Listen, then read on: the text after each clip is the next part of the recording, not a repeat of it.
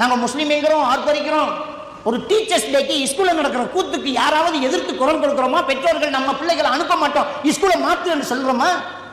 ஒரு teachers day எவ்வளவு பக்குவமா நம்ம பிள்ளையை வளர்த்து ஸ்கூலுக்கு கூட்டா அந்த பிள்ளைகளை வச்சுக்கிட்டு சினிமா பாட்டை போட்டு டீச்சர்ஸ் மாதிரி டான்ஸ் அடிச்சுக்கிறாங்க. அல்லாஹ் அருள் செஞ்ச ஒரு சில ஆசிரியர்களை தவிர நம்ம பிஸ்காக்கு பர்தா போட்ட பொம்பளைங்களும் தான், நம்ம முஸ்லீம் பேர் வச்ச ஆம்பளைங்களும் தான் ஸ்டேஜில் நின்றுக்கிட்டு பிள்ளைகளுக்கு முன்னாடி டீச்சர்ஸ் டேயை சந்தோஷமா கொண்டாடுறாங்களாம். அப்ப டீச்சர்ஸ் டேயில் ஒழுக்கம் இல்லையா? சினிமா பாட்டுக்கு ஆட்டம் போறோம்னா அந்த பாட்டுடைய அர்த்தம் தெரியுமா? அவன் போட்டு கூத்து பண்ணிட்டு இருக்கிறான். அதை விமர்சிக்க கூடாதா? அதை பேசக்கூடாதா? அதுக்கு எதிர்த்து குரல் கொடுக்க கூடாதா? அதை எதிர்த்தா நம்மளை விமர்சிக்கிறதுக்கு ஆள் வருவேன். நான் மட்டும் இல்லை, நீங்களும் எதிர்க்கணும். ஒவ்வொரு பிள்ளைகளை பெற்ற பெற்றோர்களும் எதிர்க்கணும்.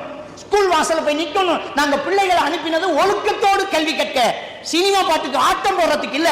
எங்க இந்த ஸ்கூல்ல இருந்த ஒழுக்கம் என்று ஏன் நம்ம கேட்க கூடாது? கேட்க மாட்டேங்கிறோமே. அப்ப நம்ம என்ன குடும்பத்தை நரகத்திலிருந்து பாதுகாக்க போறோம்? நம்ம பிள்ளைகளை நரகத்திலிருந்து எப்படி பாதுகாக்கிறது? எல்லா பிள்ளைகளுக்கும் பெற்றோர்கள் எப்படியோ அப்படித்தான் ஆசிரியர்கள். எழுத்தறிவித்தவன் தெய்வம் என்று சொல்லி தமிழர்கள் சொல்கிறார்கள். அந்த ஆசிரியர்களை குழந்தைகள் மதிக்கிறார்கள். அந்த ஆசிரியர்களே ஆட்டம் போட்டால், அந்த ஆசிரியர்களே டான்ஸ் அடித்தா, அவங்களே இசைக்கு பாட்டு போட்டு கூத்து போட்டால் அதை ஆதரிக்கக்கூடியவர்களா நாம்